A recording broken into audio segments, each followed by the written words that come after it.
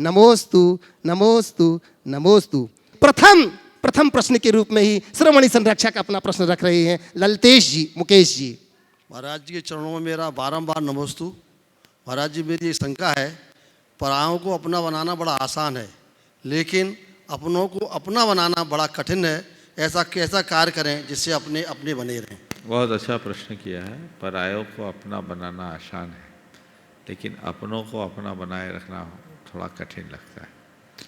मैं इतना ही कहता हूँ कि परायों को अपना इसलिए बना लेते हैं कि हम अपना लेते हैं, और जिसे हम अपनाने की क्षमता विकसित कर लेते हैं वो हमारा अपना हो जाता है। अपनों को हम लोग अपना नहीं पाते, इसलिए अपने हमें अपनाए या ना अपनाए ये हमारे हाथ में नहीं है, लेकिन हम उन्हें अपनाएं ये हमारे हाथ में है। हमारी कोशिश होनी चाहिए अपने हैं चाहे जैसे हो अपने हों, इस ख्याल के साथ अगर हमने उन्हें अपनाना शुरू कर दिया तो अपना बनाने के लिए फिर अतिरिक्त प्रयत्न की जरूरत नहीं हो। हाँ, मुकेश जी भी अपना प्रश्न रख रहे हैं। महाराज जी, मेरा एक प्रश्न है कि पातक के समय में हम चांदी की माला से जाप दे सकते नहीं दे सकते? दूसरा, जब हम अभिषेक देखने जाते हैं तो उस समय हमारे भाव ऐसे बनते हैं जैसे कि हम अभिषेक कर रहे हैं या चमड़ दुला रहे हैं या छत्र बना रहे हैं, तो उससे कोई दोष तो नहीं बनता अपने ऊपर? ये थोड़ी जिज्ञासा। पातक के समय जिस माला से रोज जाप करते हैं, स्वर्ण की छोड़कर अन्य माला से नहीं करना चाहिए, उंगली से जाप करनी चाहिए।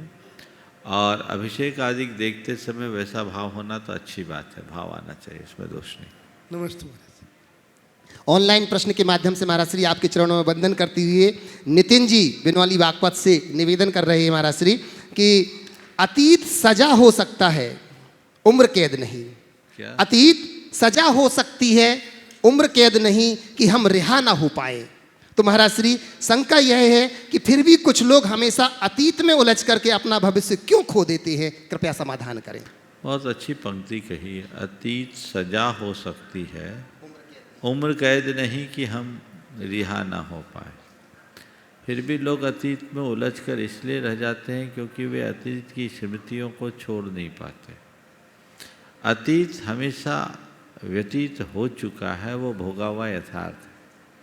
अतीत में उलझने की जगह अतीत से अनुभव लेने की कला विकसित करनी चाहिए।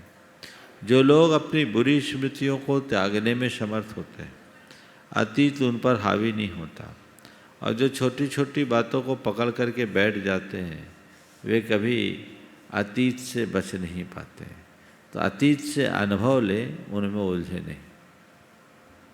हमारा श्री पुष्पा सुभाष चंद जी सैलू से चरणों की वंदना करते हुए कह रहे हैं कि गुरुदेव, सकारात्मक सोच, वाणी पर प्रभुत्व और मन प्रसन्न रहे, इसके लिए हमें क्या करना चाहिए? और आपके मस्तिष्क में जो खजाना है वैसे मेरे भीतर भी मस्तिष्क में उस खजाने का प्रादुर्भाव हो, इसके लिए हमें क्या करना चाहिए?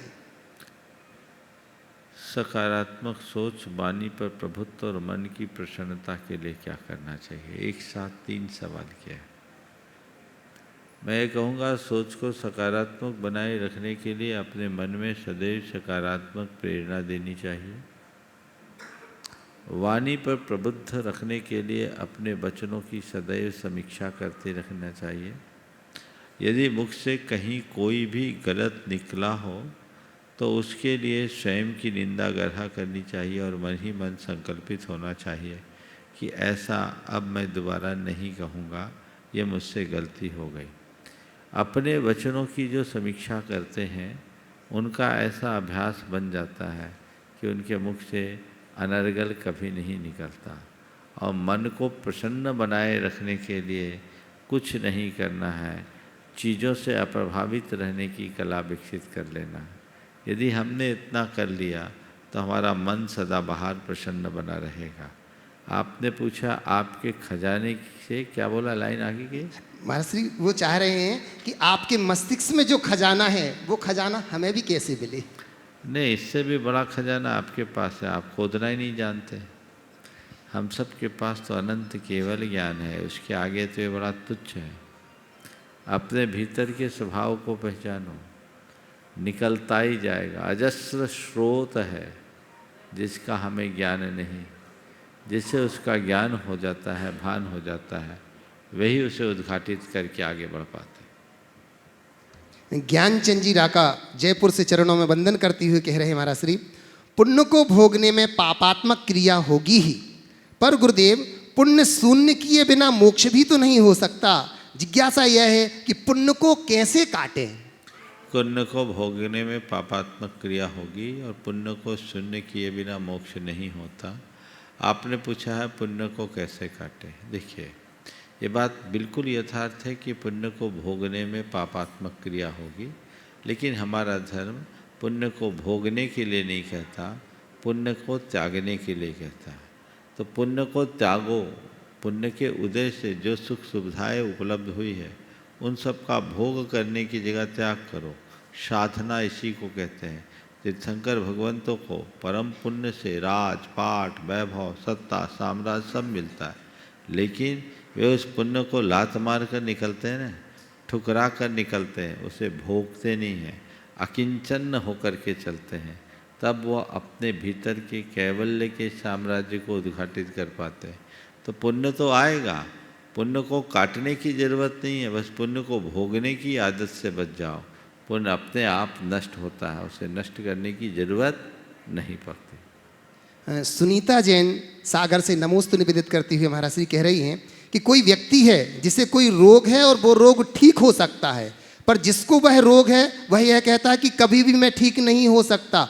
इस प्रकार से वह सोच रहा है, तो उसे हम भावना योग से ऐसी कैसी एनर्जी दे सकते हैं जिससे कि हम उसको ठीक कर सकें। सबसे पहले ऐसे व्यक्ति को तो ये समझाएं कि तुम बीमार हो ही नहीं, बीमार तो शरीर, शरीर बीमार है, आत्मा को कोई बीमारी नहीं है।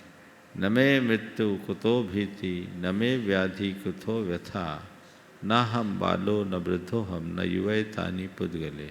ये तो तन की परिणति है। बीमारी मुझे नहीं है, मैं स्वस्थ हूँ, मैं मस्त हूँ। स्वस्थो हम की उक्ति को अपने अंदर रखना चाहिए। मैं ठीक नहीं हो सकता, ये बहुत बात की बात है। मैं ठीक हो जाऊंगा, ये भी बहुत बात की बात है।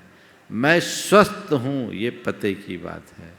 मेरी चेतना स्वस्थ है, मेरी आत्मा स्वस्थ है, मुझे कोई बीमारी है नहीं। जिसे बीमारी हो मेरा स्वरूप नहीं है, शरीर का स्वरूप है। और शरीर और मेरा गठबंधन अनादि का है। जब तक मेरा और इसका कर्म का योग जुड़ा हुआ आयु कर्म है, मुझे कोई हिला नहीं सकता, और मेरी आयु पूरी हो जाने के बाद मुझे कोई झिला नहीं सकता।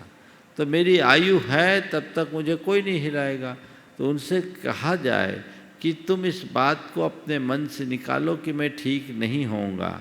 तुम एक ही बात सोचो कि मैं स्वस्थ हूँ। तन की बीमारी को मन पर हावी मत होने दो, तन की चिकित्सा करो। स्वस्थ हूँ, रोग मिटे तो भी स्वस्थ हूँ, रोग रहे तो भी स्वस्थ हूँ। ऐसी भावना बार बार अपने अंदर जगाएंगे तो परिवर्तन आएगा। और स्वस्थो हम की भावना को बार बार दोहराएं। मैं स्वस्थ हूँ, मैं मस्त हूँ, इसे बार बार दोहराएं और अनुभव करने की कोशिश करें। आप असाध्य बीमारी से भी बहुत जल्दी बाहर आ सकते हैं। कुमारी जोजो जैन अमीनगर सराय वागपत से नमोस्तु निवेदित करती हुई कह रहे हैं महाराज श्री। जो बोलो। हाँ, जो हाँ, नमोस्तु निवेदित करती हुई कह रही हैं कि किसी ने खूब कहा है कि दिल सागर जैसा रखना चाहिए साहिब, नदियां खुद ही मिलने आएंगी। तो महाराज श्री मेरी शंका यह है कि आज जेल साहब सागर जैसा रखना चाहिए साहिब, नदियां खुद ही मिलने आएंगी। तो महाराज श्री मेरी शंका यह है कि आज के समय में नदी जैसे दिल को सागर जैसा कैसा बनाएं, कृपया समाधान करें। दिल सागर जैसा रखना चाहिए साहब, नदियां कुल मिलने आएगी। आपने पूछा नदी जैसा दिल को सागर जैसा कैसे बनाए। बड़ा सरल सा तरीका है, नदी जैसा नेचर अपना लो। नदी का काम क्या है? नदी का काम क्या है? नदी का काम नीचे बहना, उसका नाम नहीं निम्नगा।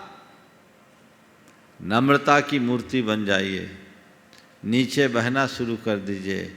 जितना जितना आप नीचे की ओर जाओगे, आप देखोगे नदी उतनी बड़ी हो गई। जिसके हृदय में जितनी अधिक नम्रता होती है उसका दिल उतना बड़ा होता जाता है और वही सागर तक पहुंच सकता है। मीना चौधरी जोधपुर से नमोस्तु निवेदित करती हुई कह रहे हैं महाराज श्री, जिज्ञासा यह है कि संसार जरूरत के नियम पर चलता है। संसार जरूरत के नियम पर चलता है। सर्दियों में जिस सूरज का इंतजार होता है उसी सूरज का गर्मियों में तिरस्कार भी होता है। तो आपकी कीमत तब होगी जब आपकी जरूरत होगी। तो महाराज श्री, हम अपनी अहमियत बनाए रखने के लिए क्या करें, कृपया समाधान दीजिए। आपकी कीमत तभी होगी जब आपकी ज़रूरत होगी। एक दृष्टि से ये वाक्य बिल्कुल ठीक है। और आपने पूछा हम अपनी अहमियत बनाए रखने के लिए क्या करें। मैं तो इतना ही कहता हूँ, अपनी अहमियत बनाए रखना चाहते हो तो एक ही काम करो, औरों की अहमियत का ख्याल रखना शुरू कर दो। जो व्यक्ति औरों को अहमियत देते हैं उनकी अहमियत बनी रहती है, और जो अपने आगे औरों को कोई अहमियत नहीं देते समाज उन्हें नकार देती है, उनकी अहमियत खो जाती है। प्रमोद कुमार जी पापड़ीवाल, महावीर नगर, दुर्गापुरा, जयपुर से नमोस्तु निवेदित करती हुई कह रहे हैं महाराज श्री, हम मच्छरों का कुछ भी नहीं करते फिर भी वे हमें काटते हैं। ऐसे ही कुछ लोग जिनका हम कुछ नहीं करते लेकिन फिर भी वे हमारा बुरा ही सोचते हैं। प्रश्न यह है कि मच्छरों को भगाने के लिए तो कई प्रकार के समाधान मौजूद हैं, लेकिन ऐसे लोगों से कैसे बचा जाए, कृपया हमें बताएं। सावधानी कैसे रखें। मच्छरों का हम कुछ नहीं करते फिर भी हमें मच्छर काटते हैं। आपने कहा मच्छरों को भगाने के लिए 100 साधन हैं, पर ऐसे लोग जिनका हमने कुछ भी बिगाड़ नहीं किया फिर भी वो हमारे साथ ऐसा करते हैं, उनसे कैसे बचे। तो मैं तो इतना ही सोचता हूँ, जैसे मच्छर काटते हैं तो हम तो यही सोचते हैं कि चलो भाई हमारे शरीर में इतना खून है, 1-2 बूंद खून से हमें क्या फ़र्क पड़ता है, कितना ले जाएंगे, ले जाने दो।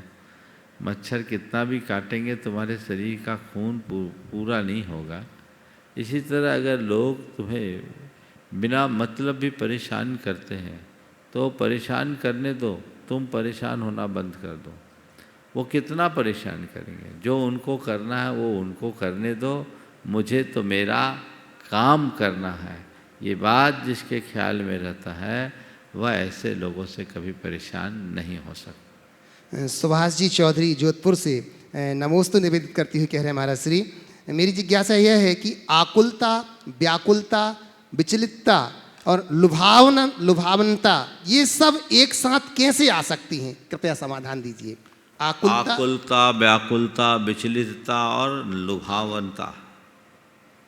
देखिए पहले तो इन शब्दों को समझो और ये सब एक साथ कैसे आ सकती है इसके संदर्भ में बात करें।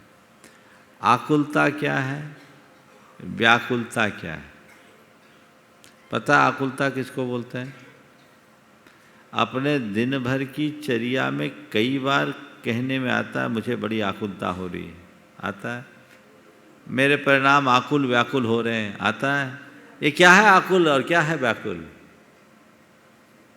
कोई बताएगा इस सभा में? हाँ, आकुलता और व्याकुलता का अनुभव रोज होता है कि नहीं? बोलो तो जोर से। तो ये आकुलता और व्याकुलता है क्या? हाँ,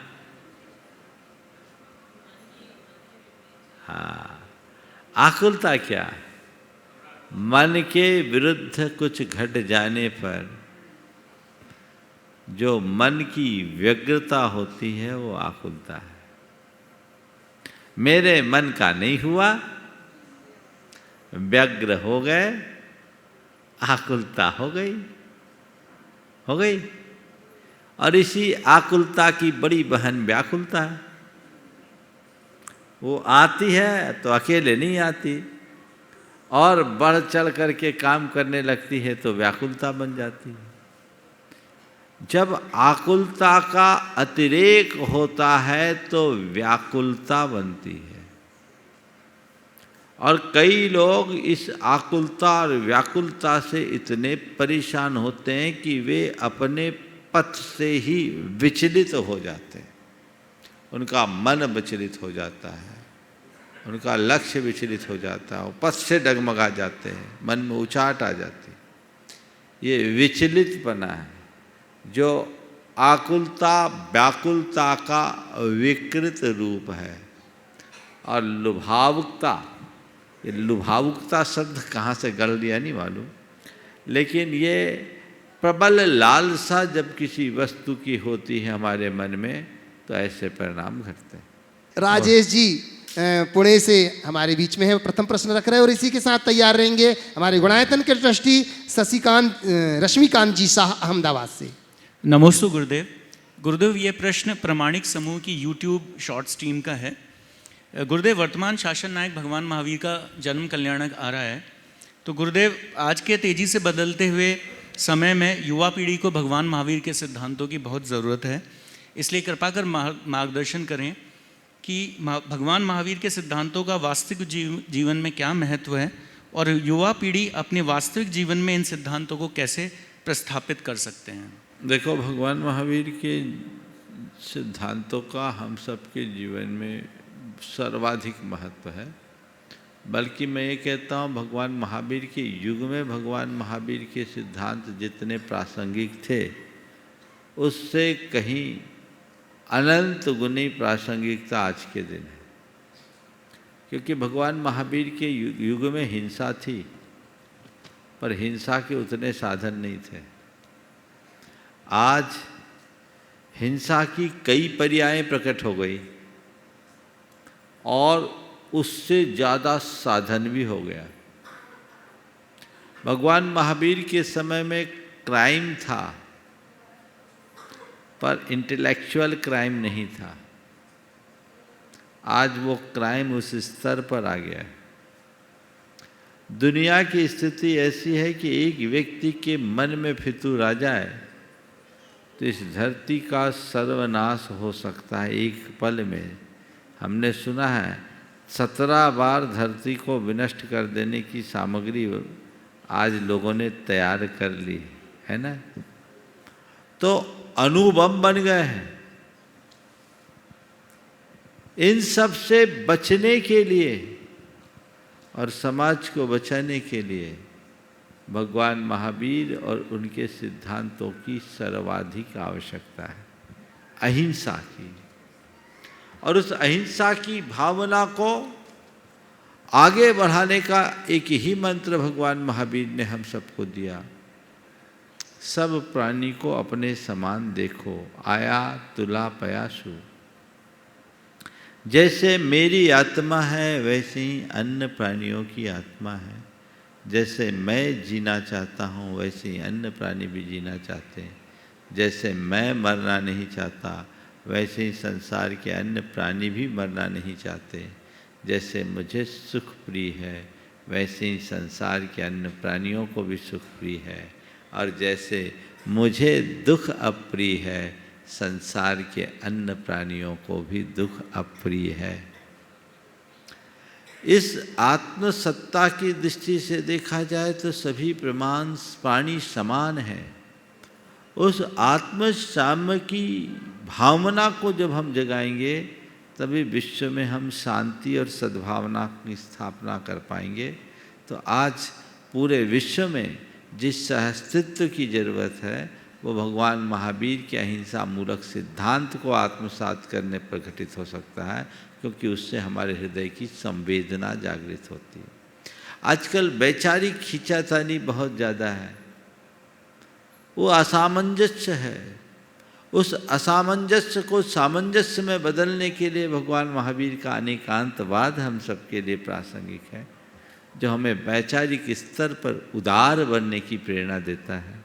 वैचारिक उदारता का पाठ पढ़ाकर हमें वैचारिक सहिष्णुता प्रदान करता है, जिसकी आज सबसे ज़्यादा ज़रूरत है। क्योंकि आज लोगों के अंदर टॉलरेंस का अभाव होता जा रहा है। अगर मनुष्य अनेकांत के आदर्श को आत्मसात कर ले तो वैचारिक रूप से बहुत कुछ सहन करने की क्षमता और चीज़ों को पचाने की सामर्थ्य अपने भीतर विकसित कर सकता है, जो भगवान महावीर के सिद्धांतों में एक है। भगवान महावीर के सिद्धांतों में एक है आत्म संयम, सेल्फ कंट्रोल, जिसकी आज सबसे ज़्यादा ज़रूरत है। आज थोड़ी थोड़ी बातों में लोग भावनाओं के आवेग में बह जाते हैं, अपना आत्मनियंत्रण और आत्म संयम खो बैठते हैं, उसके बड़े भयानक परिणाम आ रहे हैं। आज एक दूसरे के प्रति आक्रामकता और आत्महत्या की जो दुर्घटनाएं घट रही है वो कहीं ना कहीं आत्म संयम के अभाव में है। तो अगर व्यक्ति भगवान महावीर के इस आत्म संयम को, सेल्फ कंट्रोल को अपना ले तो अपने जीवन को बहुत अच्छा बना सकता है। और भगवान महावीर का आदर्श अपरिग्रह जो मनुष्य को अंतहीन लालसा से बचने का रास्ता बताता है, जिसकी आज सबसे ज़्यादा ज़रूरत है। क्योंकि बढ़ते हुए उपभोक्तावाद में आज मनुष्य की जिस तरह की लालसा बढ़ रही है वो उसे कहीं का नहीं छोड़ रही है। इसे भगवान महावीर के अपरिग्रह के आदर्श को आत्मसात करके ही शांत किया जा सकता है। तो मैं सभी से कहूँगा भगवान महावीर के जीवन और उनके दर्शन को लोग पढ़े, आत्मसात करें, जीवन को आगे बढ़ा सके। यही भगवान महावीर जयंती का सबसे सार्थक रूप होगा। प्रकाश चंद जी। मेरा और मेरे परिवार की ओर से महाराज जी के चरणों में नमस्तु। मेरी भांजी हैनी कोठारी कनाडा, उसका प्रामाणिक ऐप से जुड़ी है, उसका प्रश्न है भक्तामृत स्तोत्र की पहली गाथा में तीसरी लाइन में सम्यकत्व प्रणम्य जिन पाद युगम युगादा बोला जाता है, जबकि पूज्य 105 पूर्णमती माता जी के अनुसार युगाई बोलने को कहा जाता है। तीसरी लाइन में सम्यकत्व प्रणम्य जिन पाद युगम युगादो। चल संस्कृत के उच्चारण में दो प्रकार के अभिमत हैं। कुछ लोग संयुक्त अक्षर का उच्चारण उसके मूल व्यंजनों से करते हैं, जैसे ज्ञान को ज्ञान नहीं बोलते, ज्ञान बोलते हैं। इसी तरह वर्गे वर्गांत, जो वर्ग का युगं युगांता युगादो, तो अंगे का उच्चारण करते हैं, जबकि वो मुठ का भी उच्चारण होता है। ये सब नए नए वैयाकरणों का प्रशिक्षण है। मैंने कई बड़े बड़े संस्कृत के वैयाकरणों से पूछा, जो हम लोग बोलते हैं वो उसमें कहीं गलत नहीं है। दो तरह के अभिमत है। दक्षिण भारत में लोग अलग तरीके से बोलते हैं। व्याकरण में एक सूत्र आता है, लोकोपचारात ग्रहण सिद्धि। जो चीज़ लोक में उच्चारण से चली आ रही है उसके लिए व्याकरण के सूत्रों की जरूरत नहीं है, लोकोपचार से सिद्ध हो जाती। क्योंकि व्याकरण से भाषा नहीं बनती, भाषा से व्याकरण बनती। इसलिए जो चल रहा है उसको चलने दीजिए। नमोस्तु। हाँ, श्रीमती इंदिरा जी कोटा से। महाराज जी नमोस्तु। महाराज जी नमोस्तु। महाराज मेरी जिज्ञासा है, गुणस्थान का स्वरूप भावों की तारतम्यता है, तो गुणायतन का आधार यदि गुणस्थान है तो आपने गुणस्थान रूप भावों को साकार रूप कैसे दिया? थोड़े दिन रुकिए, सब दिख जाएगा। वही तो गुणायतन की विशेषता है कि भावात्मक तत्व को दृश्य रूप में कैसे प्रकट किया जाए। इस तरीके से यहाँ प्रदर्शित होगा कि बच्चा बच्चा जानने लगेगा कि मैं कौन से गुणस्थान वाला हूँ, मैं कहाँ हूँ, मुझे कहाँ होना चाहिए।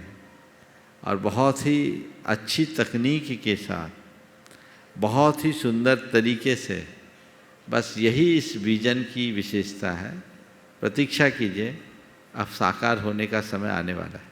नमोस्तु महाराज जी। नमोस्तु महाराज जी। नयन जैन नेहा परिवार अमरपाटन से, जो कि गुणायतन ट्रस्टी हैं।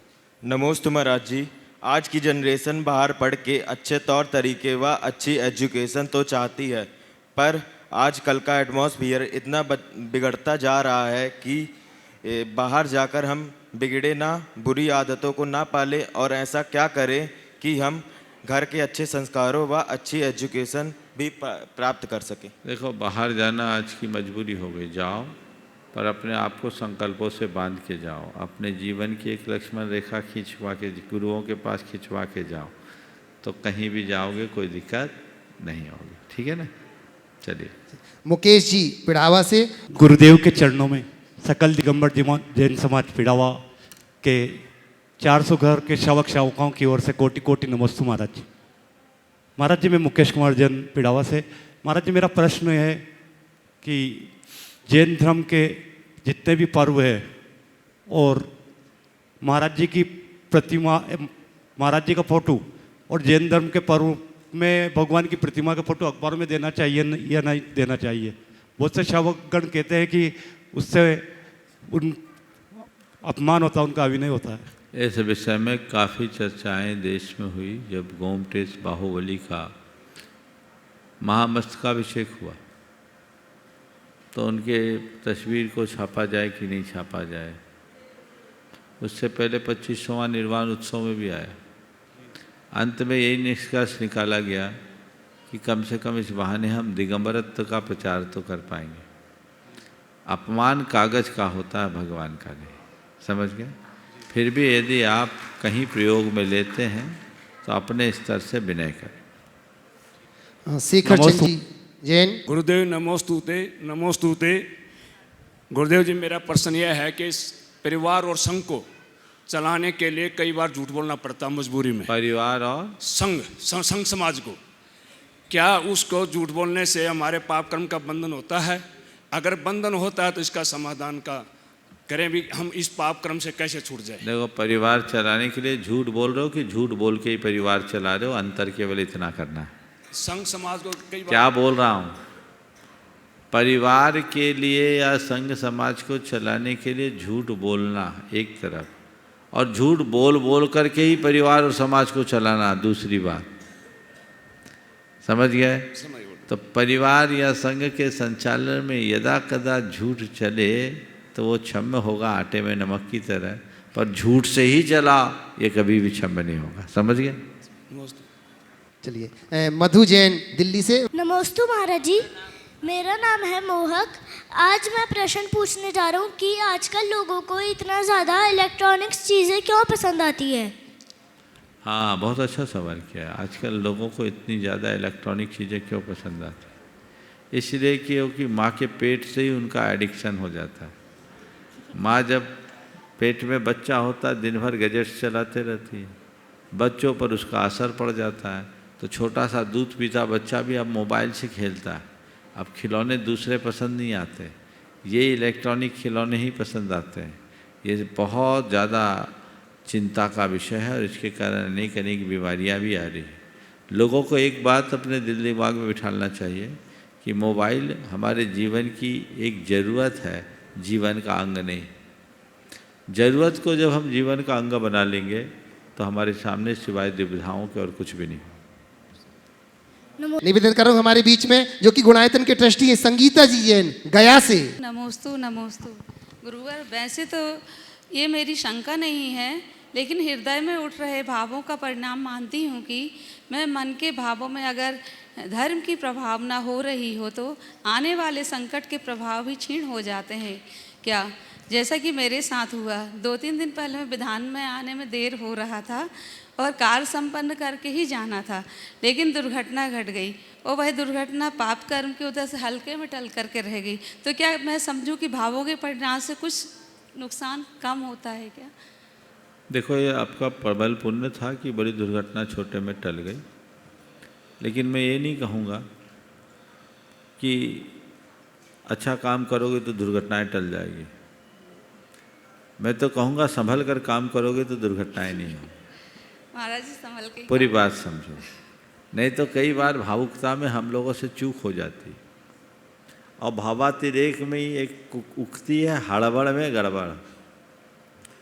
जो घटना होती है इस तरह की शायद हड़बड़ में ही हुई होगी।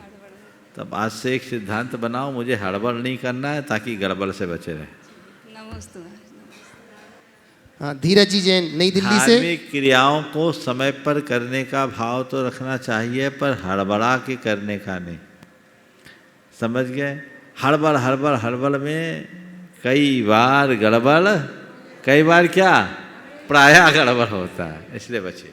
लीजिए, हाँ, धीरज जी जैन नई दिल्ली से। और निवेदन करूंगा सौरभ जी भागलपुर से हमारे बीच में है। नमस्ते गुरुदेव। मेरा प्रश्न ये है कि महाराज, हम सबको ज्ञात है कि धर्म से ही कल्याण होगा, लेकिन हम सब फिर भी धन में ही व्यस्त रहते हैं, इससे कैसे बचें? कृपया मार्गदर्शन करें। धर्म से कल्याण होगा ये हम बोलते हैं, और धन मेरे काम का ये मानते हैं। जब ये धारणा बदलेगी तभी होगा। बिना पैसों के काम नहीं चलता, ये मान्यता बनी हुई है। इस मान्यता को बदलो, अपनी प्राथमिकताओं को परिवर्तित करो। धन की जितनी जीवन में आवश्यकता है उसका उपयोग करो, लेकिन धन हमारे जीवन के निर्वाह का साधन है, साधन नहीं। इस बात को हृदय में बिठाओ, तब आप धन के साथ धर्म के कार्य में लग सको। सौरभ जी भागलपुर से, और इसी के बाद निवेदन करूंगा सौभाग्यमल जी जो कि भिंडर से हैं, पंडित जवाहरलाल जी के जो भाई हैं, शास्त्री जी के, मैं निवेदन करता हूं वो अपना प्रश्न लेकर के यहाँ पर। नमोस्तु महाराज जी, मेरा प्रश्न यह है कि हम लोग जो अष्टमी चौदस व्रत करते हैं उसके फल में, और कुछ लोग जैसे मंगलवार या शनिवार ऐसे करते हैं व्रत, तो उसके फल में जैसे नमक नहीं खाते हैं संडे, तो उसके फल में क्या अंतर होता है? देखिए, अष्टमी और चतुर्दशी हमारे यहाँ शाश्वत पर्व है।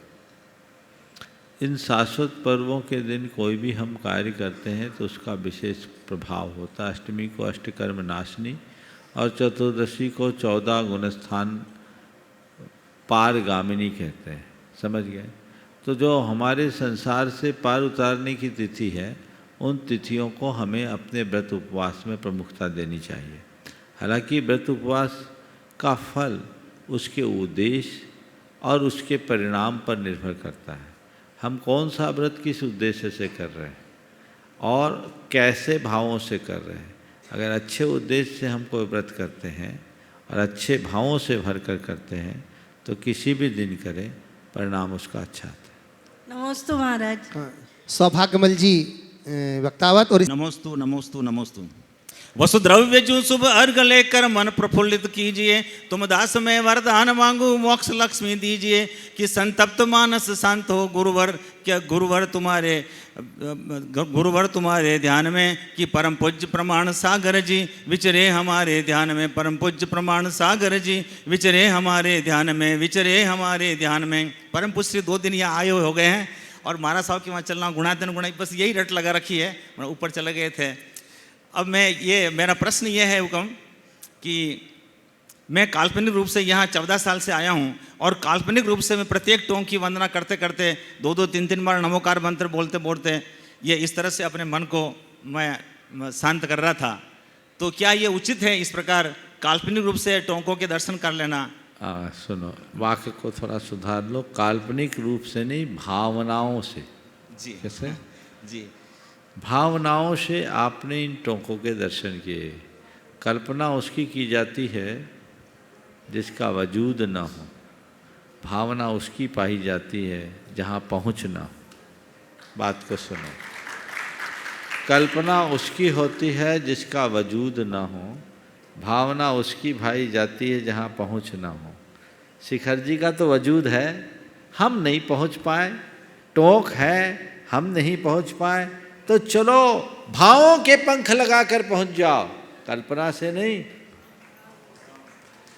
और मैं समझता हूं कितने 11 वर्ष 14 वर्ष आप भावों से उड़कर आए, तो आपका ये पुण्य जग पाया कि आप यहाँ आके प्रत्यक्ष वंदना कर ले। वंदना हो गई कि बाकी है?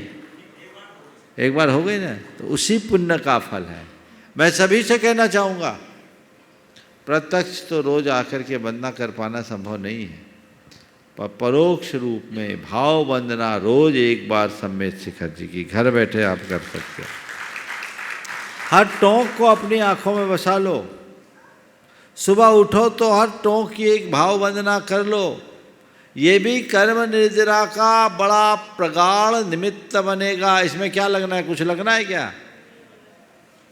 तो भाव वंदना में कभी कोई ढील ना हो, ऐसी कोशिश। गुणायतन मंत्री चंद्रकला जी पाटनी। मेरी तरफ से जगत के सब जीवों की तरफ से मुनिराज को नमोस्तु। महाराज श्री, किसी की मदद करने के लिए सिर्फ धन की आवश्यकता नहीं होती, अच्छे मन की भी आवश्यकता होती है। तो अच्छा मन किस प्रकार से रखा जा सकता है? धन की आवश्यकता नहीं, अच्छे मन की आवश्यकता होती, बिल्कुल सीधी बात है। आपने पूछा अच्छा मन कैसे? उदार हृदय ही अच्छा मन। धन संपन्नता होना किसी के मददगारी में सहायक बन सकता है, लेकिन धन संपन्न से भी ज़्यादा दिल संपन्न होना चाहिए। उसका बड़ा मन होना चाहिए, उदार मन होना चाहिए। उदार व्यक्ति ही किसी का उद्धार कर सकता है, अनुदार व्यक्ति नहीं। तो उदारता को अपना करके चले और अपने जीवन को आगे बढ़ाने की कोशिश करें। हम जब तक अपनी सोच को बड़ी नहीं करें और दूसरों को अपने जैसा बनाने का ऊंचा भाव न रखें, तब तक ये संभव नहीं। सीमा सुनील जी छाबड़ा कोलकाता से और तैयार रहेंगे संभवी जैन नई दिल्ली से। मानसी की पावन चंदों में मेरा परिवार की तरफ से, संसार के सभी जीवों की तरफों से कोटि से नमोस्तु नमोस्तु नमोस्तु। महाराज जी, कहा जाता है कि पैसा ही दुनिया में सब कुछ है और पैसा ही सब कुछ नहीं है।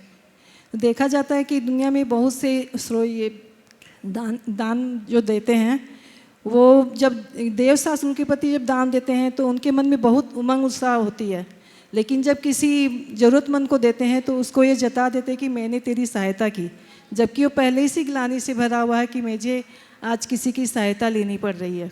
और दूसरी तरफ ऐसा भी देखा जाता है कि बहुत से दानी ऐसे होते हैं जो बहुत प्रकार से दान देते हैं, लेकिन जब किसी ज़रूरतमंद की सहायता करते हैं तो उसे ये पता नहीं रहता सामने वाले को कि उसकी सहायता कौन कर रहा है। तो महाराज जी, इसमें दोनों को किस प्रकार का पुण्य होगा और दान कैसा होना चाहिए?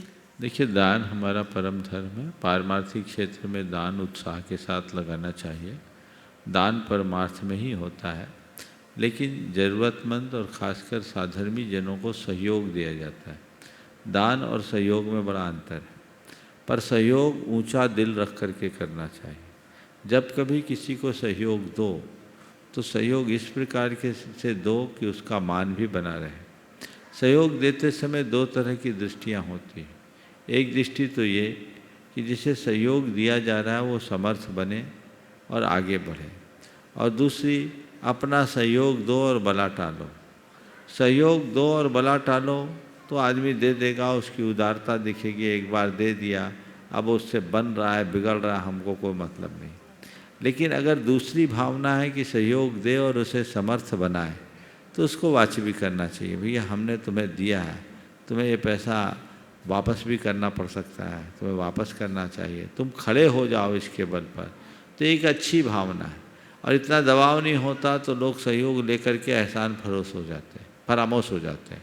तो अगर ऐसी भावना से कि सामने वाला खड़ा हो जाए, सहयोग दे तो कोई हानि नहीं, लेकिन सहयोग जितना दे उससे ज़्यादा दुष्प्रचार करे और सामने वाले की मान मर्यादा को खंडित कर दे, तो वो अच्छी बात नहीं है। हालांकि जिसने सहयोग दिया है उसको चाहिए कि हर स्थिति में वो अपने उसके प्रति कृतज्ञ रहे, क्योंकि उसने बुरे वक्त में साथ निभाया है। लेकिन अच्छे लोगों की ये विशेषता होनी चाहिए कि सहयोग दे कर के भूल जाए। ऊपर से सामने वाले को भले बोलता रहे, अंदर से यही सोचे कि चलो ये किसी तरह खड़ा हो जाए, इसी में मेरी सार्थकता। ये दान, ये सहयोग उत्तम होगा। संभवी जैन नई दिल्ली से। तो महाराज जी, मेरा प्रश्न है, आज सुबह हम मंदिर में दर्शन कर रहे थे, वहाँ पर चंद्रप्रभा भगवान की 7 मुँह की प्रतिमा थी, तो वो किस कारण से बनाई गई? अभी परसों भी आया था। ये सब बच्चों के मन में सवाल उत्पन्न कर दिया है। ये कहीं और देखा क्या तुमने? नहीं। हाँ, ये अभी अभी रख दी गई है, आगम के विरुद्ध है, ऐसा नहीं होना चाहिए। समझ गए? हमारे भगवान एक मुख के ही होते हैं। चतुर्मुखता भगवान के केवल ज्ञान का अतिशय है, तो उनके 4 रूप होते हैं, जो समोसरण में हम 4 भगवान विराजमान करते हैं। ये सब नई परिपाटी है। अब जिन भी कारणों से यहाँ प्रतिष्ठित हो गई, मैं नहीं कह सकता, लेकिन ऐसी प्रतिमाएं प्रतिष्ठा करने के योग्य नहीं है। समझ गए? नमस्ते। मंजू जी टोंगिया चित्तौड़गढ़ से। नमस्ते महाराज जी। नमस्ते महाराज जी। महाराज जी, मेरा प्रश्न ये है कि हर आदमी में गुण में सब में हुनर होता है, किसी में कम होता है, पर महाराज जी ज़्यादा वाला का तो छिप जाता है और कम हुनर वाले का छप जाता है, तो ऐसा क्यों होता है महाराज जी? हर व्यक्ति में अनेक प्रकार के अवगुण, ज़्यादा अवगुण वालों का छिप जाता है और कम अवगुण वालों का छप जाता है। तो ऐसा क्यों होता है महाराज जी? देखिए, तो लोगों के नज़रिए पर निर्भर करता है। मैं एक बात कहूँगा, अगर मेरे अवगुण लोग प्रकाशित करते हैं तो हमें तो ये सोचना चाहिए कि चलो ये मुझे संभलने का मौका दे रहे हैं। पर हमें चाहिए कि हम किसी के अवगुणों को प्रकाशित न करें। हमें अपने दोष ढांकने की जगह औरों के दोष ढांकने को और अपने गुणों को ढांकने का अभ्यास करना चाहिए। नमस्ते महाराज। सुमित कुमार जी पिड़ावा से। महाराज श्री जी के चरणों में तिकाल बान नमोस्तु। महाराज जी, मेरा प्रश्न है कि सभी कहते हैं कि जो होना है सो निश्चित है, ये शब्द सही है या पाप पुण्य सही है? यदि ये दोनों सही है तो पाप पुण्य जो हम कहते हैं कि जो होना है सो निश्चित है, उसको कैसे प्रभावित करते हैं? जो होना है सो निश्चित है, ये भी अर्थ सत्य है। पाप पुण्य सही, ये भी अर्थ सत्य है। दोनों अधूरे हैं, पूरे कोई नहीं। समझ गए? जो कुछ होना है वह सब निश्चित है, ऐसा अगर मान लो पूरी तरह, तो तुम्हारा सवाल करना भी निश्चित, मेरा उत्तर देना भी निश्चित, तुम्हारा न समझना भी निश्चित, मेरा समझाने का असफल प्रयत्न करना भी निश्चित। मानोगे? तो क्या हो रहा है?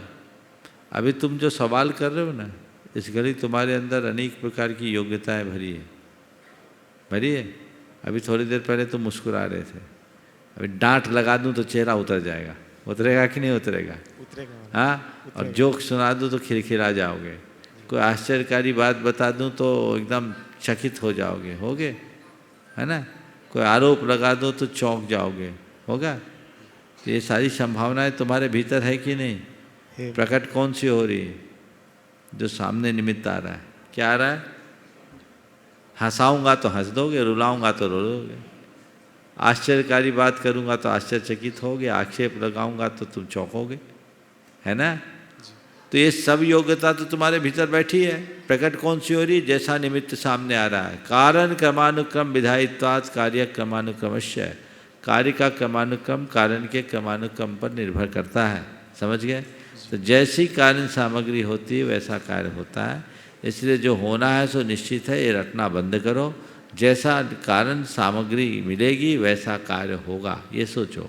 सब कुछ पुण्य पाप पर ही होता है, ये धारणा पूरी तरह से नहीं है, क्योंकि पुण्य पाप भी वातावरण के अनुरूप अपना काम करता है।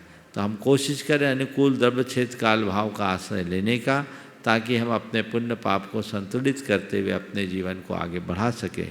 अपने आत्म भाव को जो जागृत रहता है वो कर्म भाव से ऊपर उठकर जीवन को आगे बढ़ाने में समर्थ हो सकता है। इस प्रकार आज के सत्र को परम पूज्य गुरुदेव के चरणों में नमन अर्पित करते हुए मैं विराम दूंगा। बोलिए परम पूज्य आचार्य गुरु वत्स विद्यासागर।